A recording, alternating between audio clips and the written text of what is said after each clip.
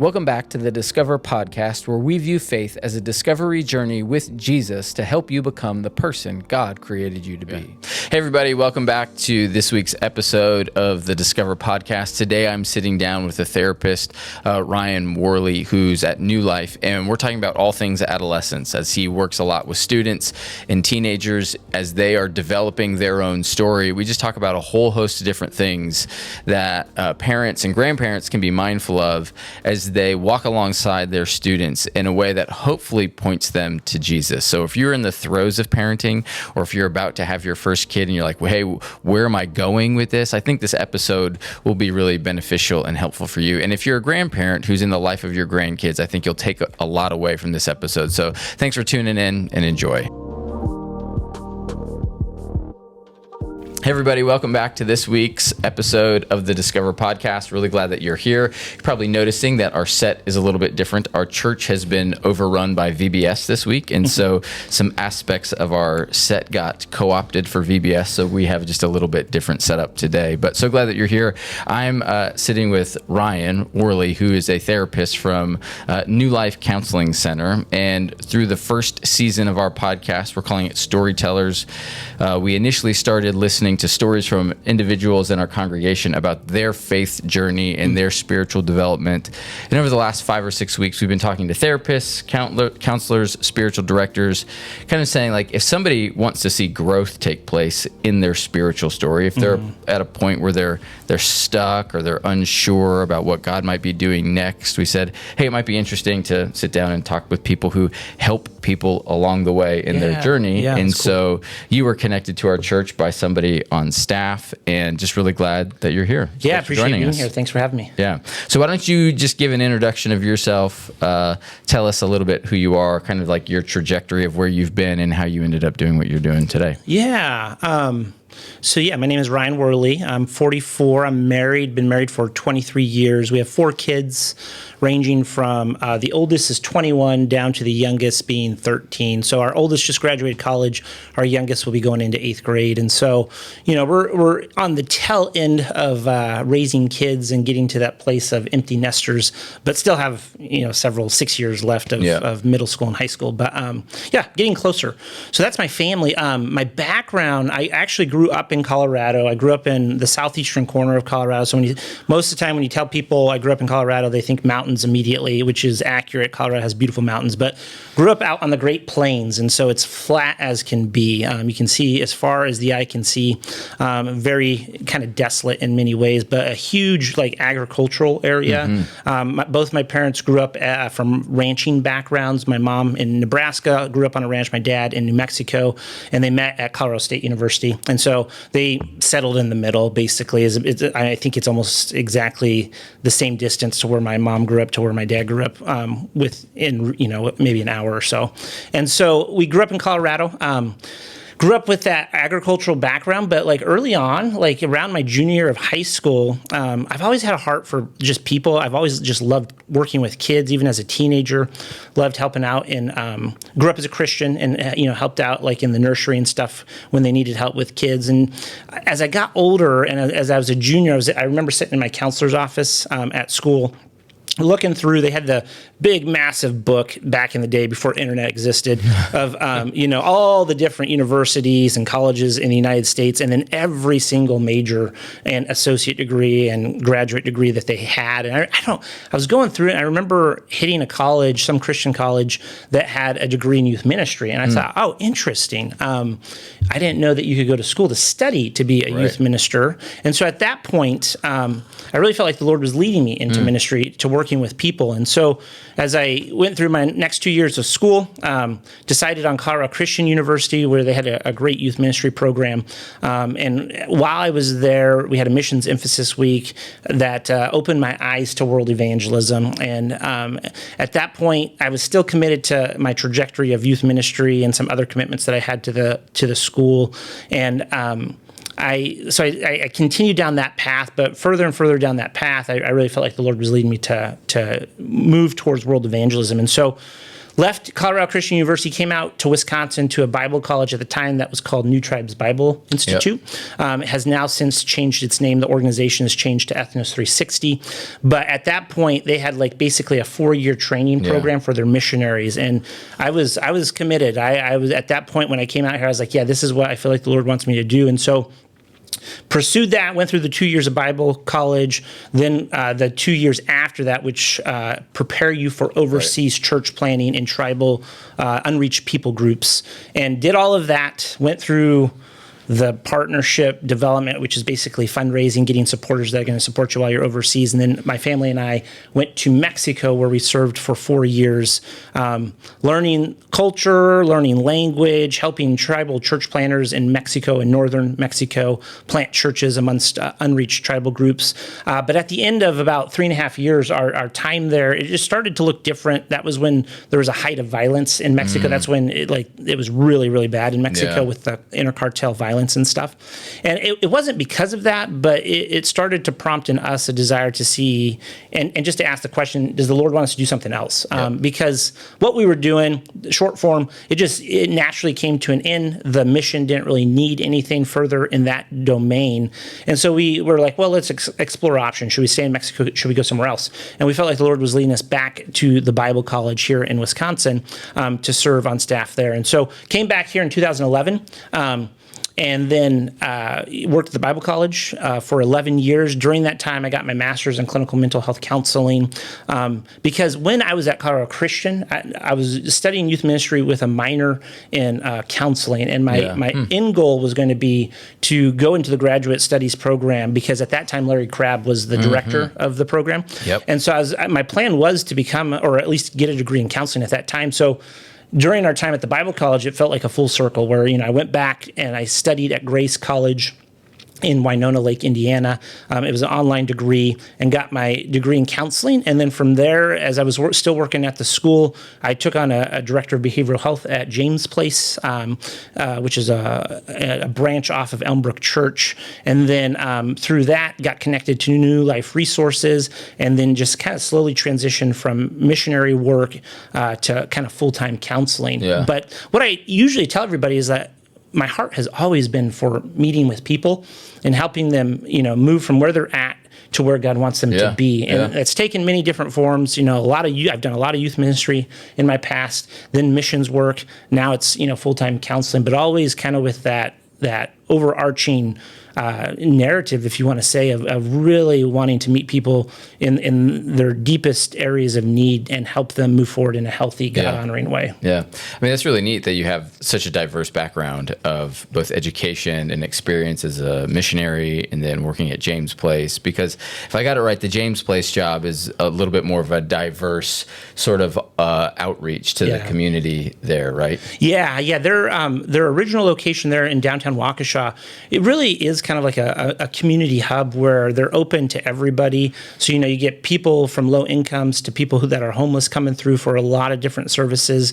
They have immigration services there. Counseling services too. Yeah, and counseling services. That's what I was head over. And a lot of need there, because in the low income families or even homeless population, there's just a lot of unserved people that do suffer pretty significantly from mental health issues that need help. And James Place is a great resource for those individuals. Yeah.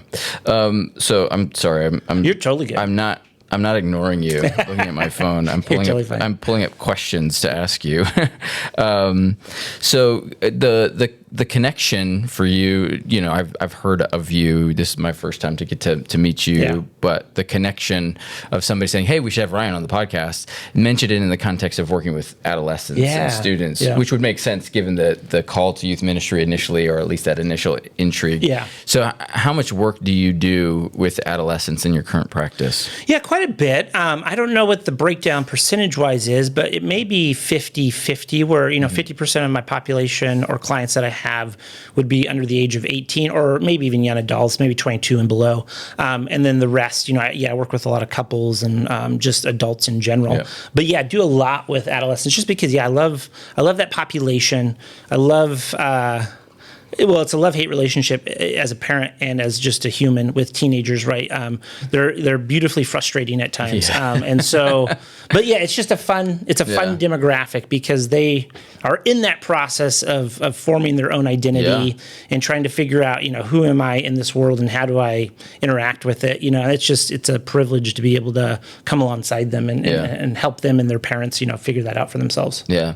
So what are you seeing in terms of like some of the issues challenging students today? So I'm kind of trying to frame this conversation around the idea of like, we as parents have influence in our kids' lives. Most definitely. One of the things that we see here at our church is like multi-generational families. So grandparents, their kids, and then the grandkids coming to church. I could think of like 3 families right off the bat. That's awesome. Probably even more. Yeah. And I think that's really unique. And there's this investment that grandparents can make in their grandkids. And so trying to frame this conversation, like if we're trying to help adolescents become the person who God created them to be, and they're like in this world that is probably more confusing for students than it ever has been. Yeah. Like how do we help move them towards Jesus? So that's kind of the frame of the conversation. Totally. But in that, trying to just start with what you are seeing in terms of the issues that are besetting kids today. Because I'm sure any parents that are tuning in be like, oh, I guess I see that. I see that. So wondering what you're seeing. Yeah. Back to that part of intergenerational community. Yeah, it's something that's kind of sad in America, in the West. I'm sure in some ways Europe has probably suffered from this as well. But like that dynamic where historically, I think the stat was, people were born, raised, and died within a 50-mile radius of where they were originally born. And, so you have multiple generations typically in that area that can kind of rub shoulders and meet with each other. And we've lost that in the West. And that's kind of a sad thing. And you see that if you've ever been anywhere overseas that's like Latin America or Asia, places like that, where there's just more of a family bond. Like it's so important. So the more that we can cultivate that back into our churches and our society, I think the better off we're going to be, just because there's just such a wealth of knowledge that comes from older individuals, but also life and vitality that comes from the youth, that they can provide to the older individuals. But to answer your question, it's a lot has changed. The thing that I encourage parents with, and just all of us in general, to think about is that, the human condition and what we deal with is the same as it's always been. Solomon did a great job in Ecclesiastes to state that there's nothing new under the sun, and there really isn't. Have things developed and been repackaged in a technological way? Most definitely. Do kids have to deal with those things more than their parents or even grandparents had to? Most definitely. But the struggles that they have, the needs that they have, are still the same that have existed for humans throughout the millennium. And so, to focus on the fact, to start with, before we get into kind of the things that they're struggling with, that, they're coming from a place of needing to be known, needing to be loved, and to connect. That's just a deep, fundamental core need that all humans have, and teenagers are no different. And so as they are in this stage of their teenage years, the other thing to keep in mind is that just by the natural tendency of the life stage that they're in, they are moving away from the family unit. Right. Not in a, like, take that, dad and mom or grandma and grandpa, but it's just what we all did at that age as we are departing, not in a bad way, but in a healthy way, from kind of the foundation of our family unit towards peers and identity development. Right. And so as they're trying to meet those needs and form their identity, they're encountering things like social media, the internet. There's just an explosion of information that they're having to deal with that other generations never had to deal with. I mean,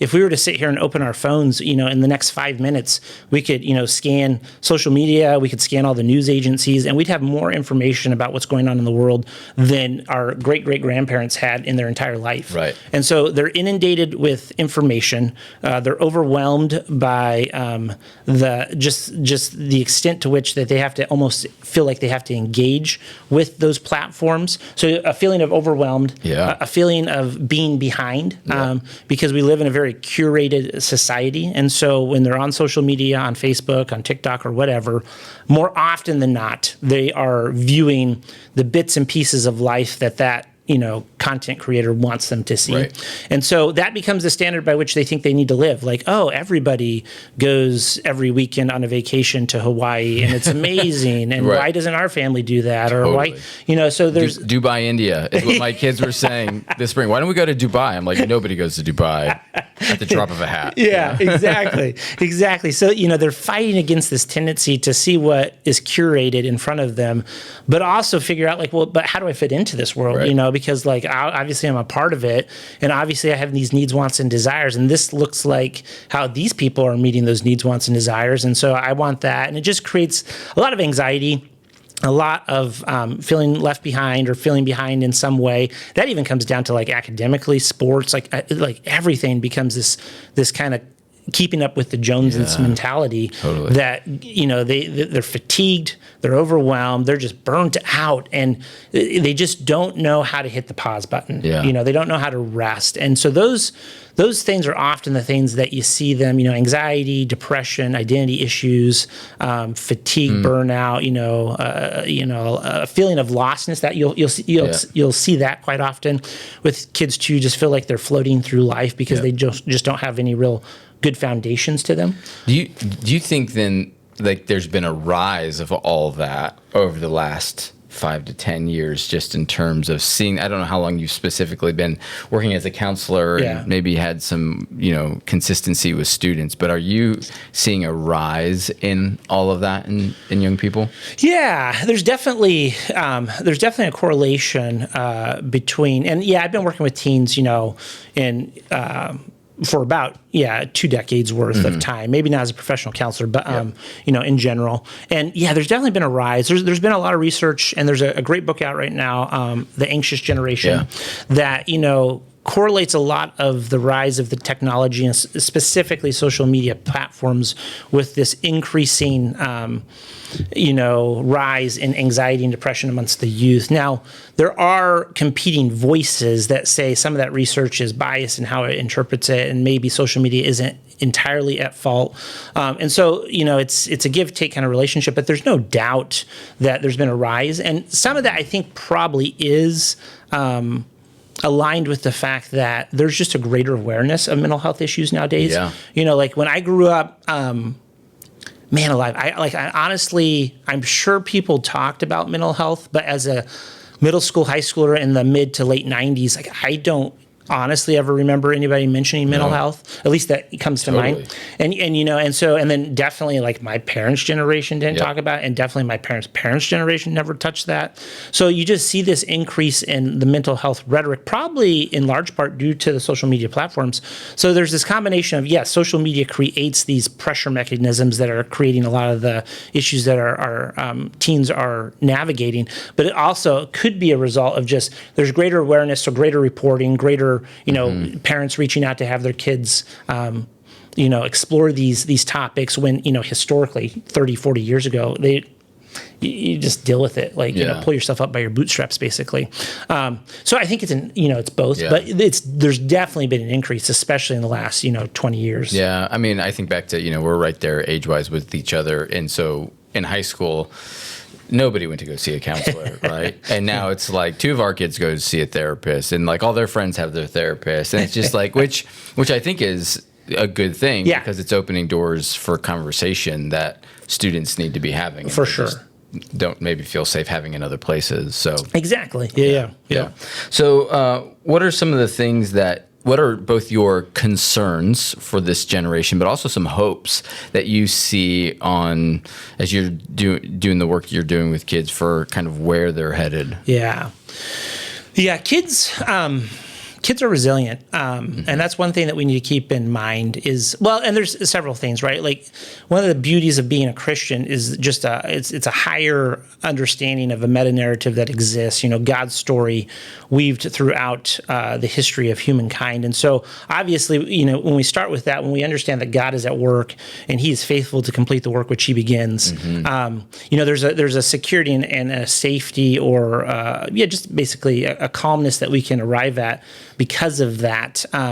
But the concerns are kind of back to what we were talking about. The kids become so consumed with the social media platforms that, they feel like life has to be curated, and one of the things that you see this play out in is not just the like, hey, we should go to Dubai because everybody else does it, right. but also like when they do experience hard times or hard emotions or hard situations, there's often a feeling of isolation, like, I'm the only one that deals with this. Because one, that's just a human thing. Everybody feels that way, no matter what, whether you're on social media or not. You could be a 80-year-old guy sitting in my office and you feel like you're the only one dealing with the struggle that you're dealing with. So it's just human to feel like you're alone. But especially with social media, it creates that perspective like, well, that content creator doesn't seem to struggle with stuff, but I do, and it just starts to isolate them when they only connect with that. The concern would be that they are so focused on what is going on social media that their identity is wrapped around that, and they're only ever connecting with that to find those deep core needs that we talked about earlier of being known, being loved, and connecting with others. And if that is the primary place that they're doing that, then it's going to lead to a life of just kind of blahness, kind of feeling numb, kind of feeling just disconnected, even though, society would seem to think, and it's true, we're the most connected, generation in the world of the history, or in the history of the world. But the reality is we're also one of the most disconnected, just because we feel like we're connected, but it's not a true connection.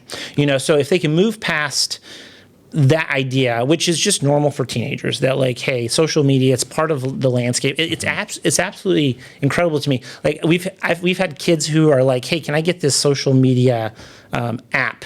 And we're like, why? And they're like, because all the people text on that. And we're like, why don't you just text people? And they're like, no, they don't communicate that way. They just text through the apps. And so they're finding themselves connected but disconnected too, because they don't have that in-person time. So a lot of concerns around that, where that leads to increased anxiety and increased a sense of isolation and loneliness, even depression and other mental health situations. But kids are resilient. We got to remember that. Yeah. Before we go to like the hopes you have, how do you coach kids in sessions to say, hey, well, think about this, or when they're feeling isolated and alone, and maybe it's because of social media that they don't have that other people have. Yeah. Part of it is helping them to see that like the way that you're feeling is the same way that all kids are feeling. So whether you have the social media platforms or not, and your parents have said, no, you can't have that until you're X age or whatever, like even the kids that have those platforms are still feeling the same way that you are. Yeah. And so if we can encourage kids to get back just to the basics, the fundamentals, like in sports, if you can get back to the fundamentals of whatever the sport is, like, hey, reach out to a friend, ask to go meet with them, even if it's at the mall, or have them over to the house, just trying to cultivate those social skills that are necessary in order for us to connect with others in a healthy way. That's a start, but also to help them see that like, hey, this is, as much as they can understand it, because even as adults, we get sucked into thinking that that's what life is like. That curated picture on social media is just what life is like.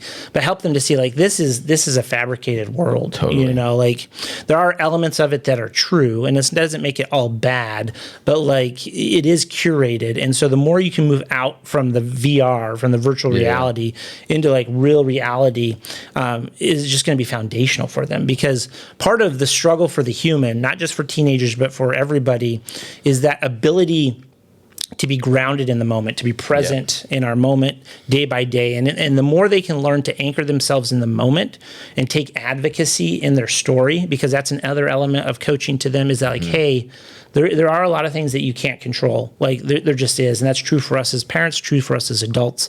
Just a lot that we can't control, but we do have agency in our story. Yeah. And so instead of sitting here feeling like, well, I'm a victim, I'm lonely, nobody wants to hang out with me, take the bull by the horns. It may be hard, you may be anxious, but reach out to friends, get together, do stuff. Can you define those two terms, agency and advocacy? I've used that before, and people are like, what's agency? Yeah. Agency is that ability to recognize that you are an active participant in your story, right? because of our inability to stay grounded in the moment, oftentimes, because we find ourselves typically in one of two places. There's three options, but one and two places we often find ourselves. We either find ourselves in the past, ruminating on that, or we find ourselves projected into the future, getting anxious about what that is and thinking about that. And so that agency comes to bear in the fact that, like, hey, this moment is a guarantee. Like, we have this moment right now. We're alive. We're active. We can make decisions in this moment that can impact, how we move and function in this world. We're not guaranteed tomorrow, but we're guaranteed right now. And so that agency is just about taking that active role and participating in life, participating in your story, participating in how you are being shaped as an individual. So that's agency. Advocating is more about, it's more of an other focus in the sense of, like, you coming alongside somebody and helping them understand that, right? Like, you can advocate for yourself too, but that often takes kind of the form of agency in a lot of ways. But the advocacy is more about that idea that, like, I have a voice too. Yeah. So agency, I can take action. I can impact what's going on in my life, even if it's somewhat limited.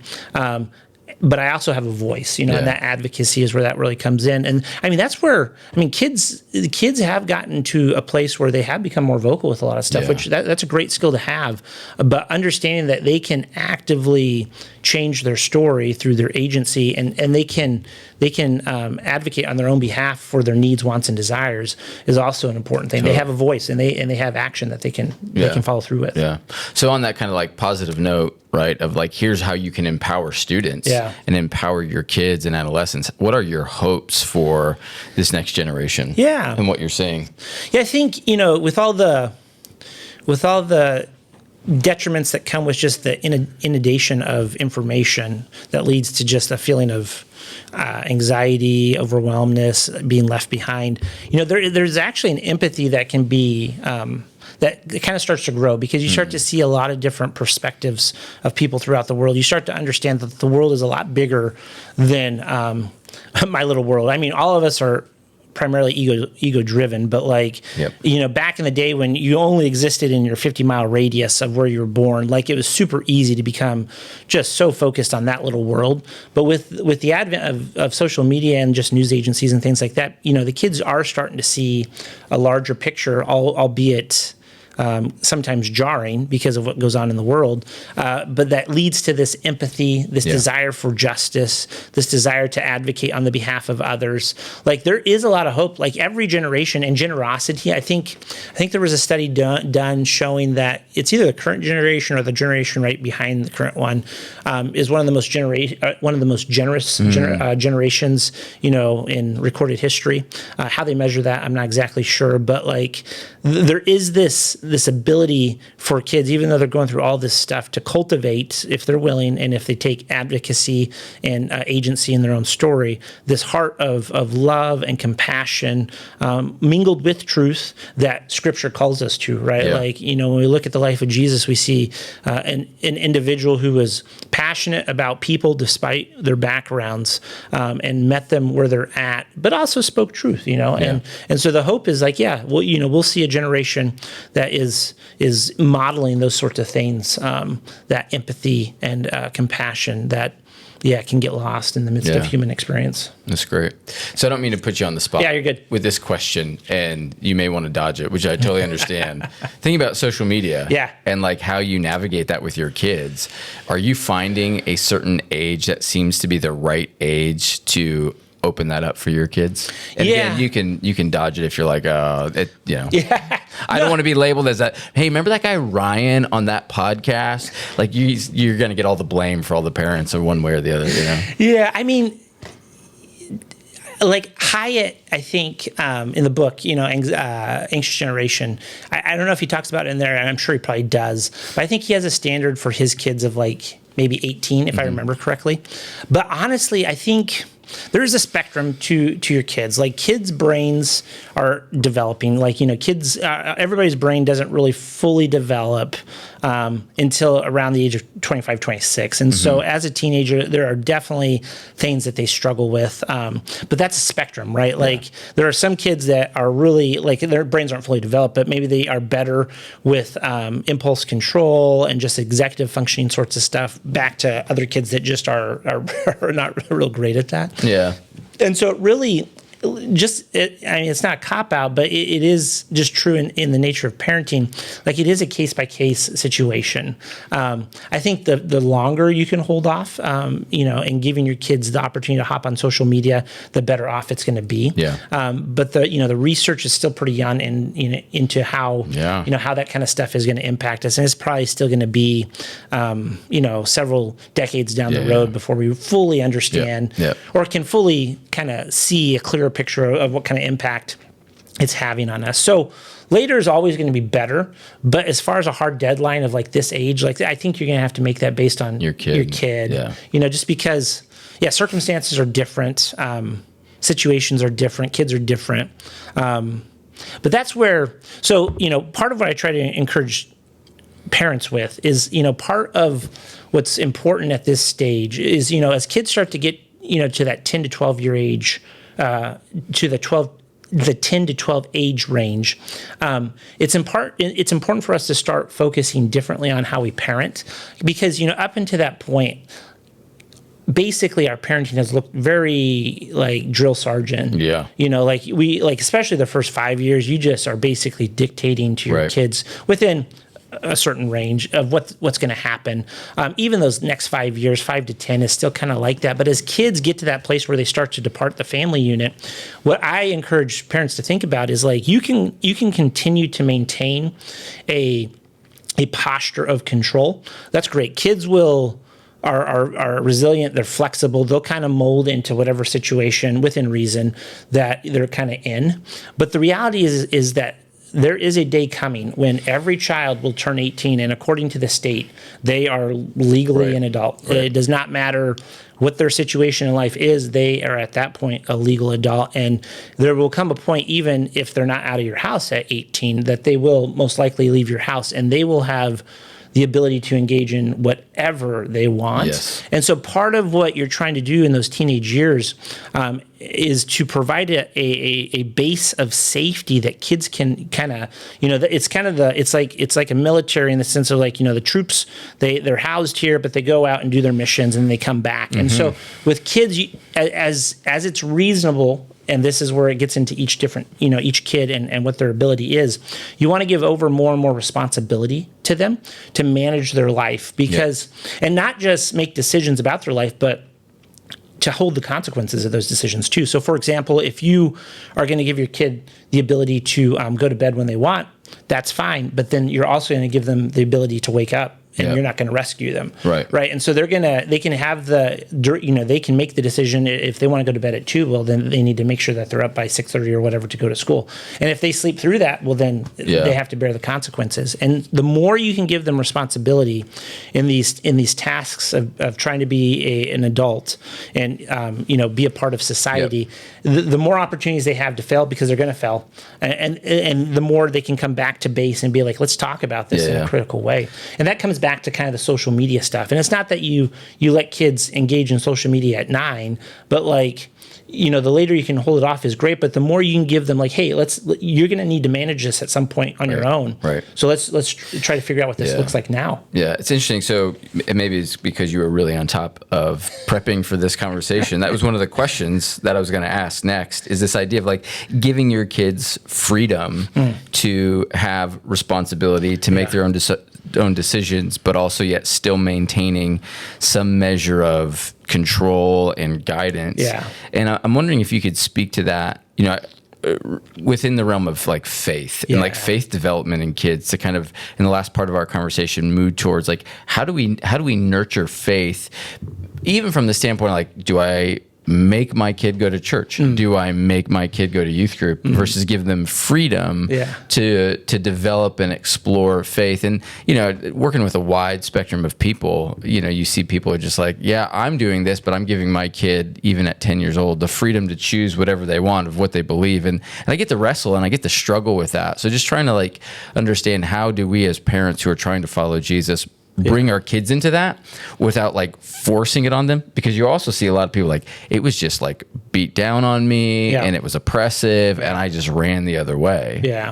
It's a great question. And there is a balance there. I think the more you can start to give them, there's two things. It does really go back to kind of what we were just talking about, kind of giving kids responsibility as is appropriate, while also encouraging them, because they don't possess cognitively the ability to kind of forecast the future. That's just something that hasn't fully developed. And so they don't always understand the ramifications for the decisions that they're making. So as much as you want to try to incorporate agency into them and them taking responsibility in life so that they can start to develop the skill sets to deal with that and the consequences, both positive and negative, that come with the decisions that they make with those responsibilities. You also want to have conversations with them, right? You want to start talking about why this was important to you, how you've seen it influence your life, and why you think it's important for them. Because those are the things you're seeking to have influence in their life once they turn 18, right? And the parents that control what you find, not always, then we don't want to get into black and white thinking, this or that. But, what you'll see is that when you have highly controlling parents, kids revolt against that. They conform until they come to an age where they know that they're on their own and parents can't really do anything, and they revolt against those constraints that they had on them, which can lead to a lot of devastating results. And oftentimes, what you'll find is those kids will revolt with faith and go through a phase of deconstruction, which sometimes can lead to a rebirth of faith, but can also lead to a place of just apathy, agnosticism, or even just a complete denial of faith in general. And so if you can manage the responsibility and, okay, we're going to give you agency in this, but this is why we feel like it's important to you, having those conversations and helping them to, as best as they can, think through, why is this good for you? While also at the same time modeling the importance of why faith is so impactful to our lives. Because one of the things that you'll find when I have individuals, usually young adults and even older individuals, who have kind of had an interesting story of faith and what it's looked like to them, oftentimes it goes back to the hypocrisy that they'll see where, on the outside and to the church or to the people that are not in the inner circle, it looks like faith is so important. It's such an important element to me. Faith is all or nothing. But at home, it becomes a totally different story and faith is forgotten. And so if parents can learn that their example in faith is far greater than the words that they're going to speak or the things that they force their kids to do, that's going to be a great start, because the reality is kids are absorbing that stuff. They see your life, they see your example, and the way that you live is going to speak more to them than anything that you force them to do, or even any conversations that you have. Now, that's not to negate those things. Right. We should be having conversations. We should at times provide guardrails, because kids do thrive when there is structure. And so it's not inappropriate to say, I think you should go to youth group, but let's have a conversation about this. But also, if that's what you're saying, then you better be modeling it too. Because if you say one thing and are modeling something completely different at home, it's mixed signals, and kids, they often, that becomes a source of, in a sense, church hurt or spiritual hurt that, they have to deal with later in life, just because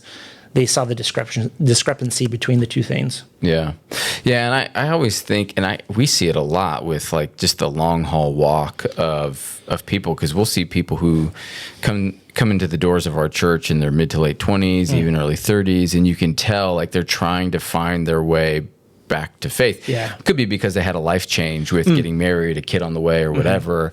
And it's always a reminder to me as I'm in the throes of raising teenage daughters right now. Like we're not trying to make a decision for them right here at 15. We're trying to like walk with them. So when they're 25, when they're 30, like we still have, like you said earlier, have influence in their life. Most definitely. And can keep walking with them knowing that hopefully over the lifetime of their walk, we can have influence. So. Yeah.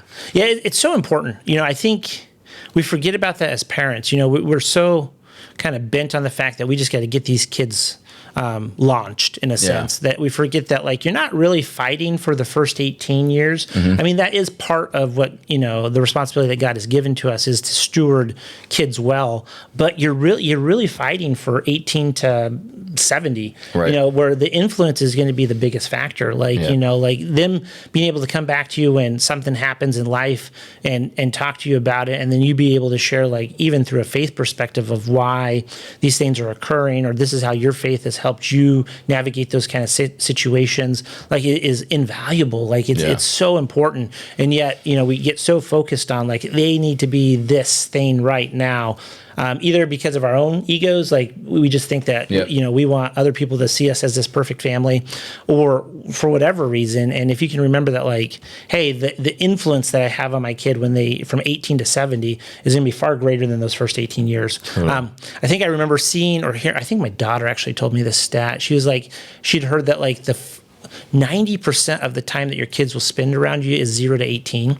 And so, there's an incredible amount of time, but that other 10% is also very important because they come back to you with those big life things that are just really foundational. And that's when they're actually able to, cognitively reason better and understand life in a fuller fashion. That when you start, if you have influence with your kids and they respect who you are and how you've lived life, man, that ability to speak into their life is amazing at that point. Even if you only, even if it's only 10% of the time that you'll spend with them in that last, 60 years or whatever. Yeah. Kids have a hard time like forecasting the future. Yeah. Right. And so kids have a hard time being able to understand how certain choices they make now not only impact their circumstances, but also who they become. Yeah. And so I guess the question is, how do you cultivate an environment now where they can see the development of faith is an important life choice, so that they can be like, oh, like exploring this now will help me earlier. Yeah. I mean, that really can come through kind of the authenticity of parents, and being, not that parents have to share with their kids everything that's going on in life, because there are age-appropriate conversations that you have. But, kids, I mean, they know more about what's going on than we probably actually give them credit for. And so to have those authentic conversations where there's emotional safety and there's vulnerability, because the reality is to connect, like we talked about, people want to know and be known, love and be loved, and connect healthily with self and other.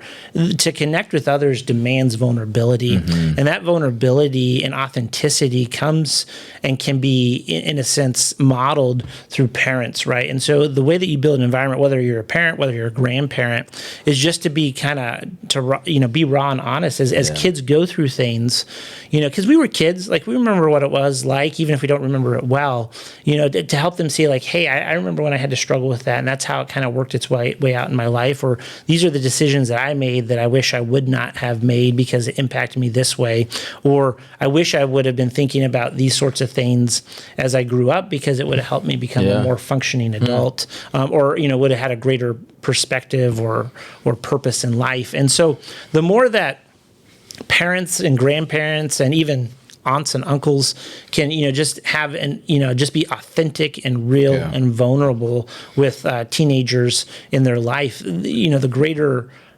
opportunity they're going to have an environment where they can explore those things, try to understand as best they can what the future looks like, and how their decisions that they're making right now are going to impact their future. But part of that is also like being realistic, like us as adults, I should say, being realistic with kids, right? Like, I'm sure that the things that I messed up in life with, my parents tried to warn me about, and there's something about experiencing something that it just makes it a little bit more real, and you almost have to go through those experiences to form the character that you need to form. Not that you have to go through everything that your parent went through or that people go through, but like there's something about experiencing stuff that just the amount of talking, the amount of reading just can't prepare you for. Right. You know, we've all had those experiences before we had kids.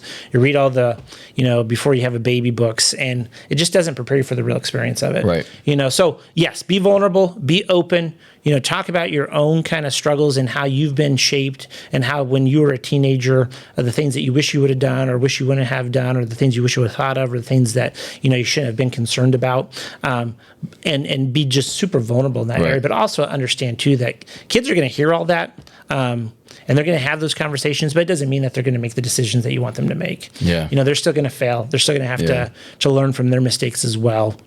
But hopefully, by creating an environment like that, you know, you along with faith discussions as well, like we've been talking about, you create a place of safety for them that they know even when they fail, even when they mess up, not only are they accepted by God and you know, brought back into His presence, but you know, there's a safety in the family unit too that they can come back to when they feel isolated or when they fail, or you know, whatever happens in life that they are struggling with and they need help and support with. Yeah. Well, I think that's kind of a good way to finish our conversation, from the standpoint of like what I'm hearing is like the more that I can be open and honest with my kids, the more I can be my true self with my kids, the more that they're going to see that, know that, and be drawn into it. And it's probably not going to, like a 15-year-old's not going to pull up a chair and be like, all right, Dad, you know, but like finding ways to drop that in those little moments is going to be, and having awareness of like, hey, I can grab these 5 minutes here. And, you know, sometimes I try and do that with my daughter on the way to school in the morning. We got 5 minutes together, and, you know, sometimes it's just, you know, nothing, but in terms of we're just listening to music and it's nothing else. But other times it's trying to like ask that thoughtful question to try and get what's going on in her mind. And again, the hope is that I'm just planting seeds for the day when like life falls apart and she's like, I need help. And hopefully she comes to Dad and, you know, we can kind of sit that down and talk that through. And so, the power of presence shouldn't be undervalued. Like there's something, even if you don't know what to say, there's something about just, you know, being with your kids and experiencing life with them in those moments. And another key factor I think for parents to keep in mind too is it's like it's good to own your mistakes, like in front of your kids, you know, and say like, I messed up, and you know, I did this and I shouldn't have, or I responded in this way I shouldn't have, and that's getting back to that authenticity, but owning your mistakes in front of them. Like kids, you know, need that just as much, because we're not perfect and we don't want to live our own curated self in front of them, you know, because they know the truth. Yeah, my wife, who's also a therapist, actually does that really well with our kids. It's more almost like more intuitive for her than for me. Like I have to like really like coach myself through like, all right, I need to go tell them I did this. You know, where she just does a really good job, and I think that's helped her relationship with our daughters like tremendously. The more you can do that in life in general, right? Like if you think about just those relationships where you're the most real and raw and authentic, like those are the best relationships that you have, and it doesn't make them the easiest. Right. Usually the opposite, honestly. Usually there's a lot of harder times through that, but like it makes it more real and authentic, and it's just part of being human. You know, we live in a fallen world, and sin still impacts us tremendously, but God has given us a hope that far exceeds this world. And, you know, if we can ground ourselves and our kids in that hope of like, things aren't the way that God designed them to be, but He is making all things new. You know, it's amazing what hope can do for us as humans. Yeah. Well, I really appreciate you taking the time and sitting down with us. I think anybody who's a parent on the other end of the screen will really appreciate all that you have to say, and it will give them encouragement on not just here's some things that you can try, but just the perspective of like, we're in this for the long haul with our kids. And so sometimes just that perspective gives people hope that like, okay, it's not just about today or tomorrow, but it's about 10 years from now. Exactly. So. Yeah. And to know that you're normal, like, you know, the struggles and the situations that you find yourself in with your kids, it may feel like we're the only family or parents dealing with this, but I guarantee you, you're not alone. Like it's a normal human experience. It's on a spectrum, most definitely, but like it's stuff that we all deal with, you know, at varying degrees. Yeah. Well, thanks again for being with us. Thanks so much for tuning in, and we look forward to seeing you again next time. Take care.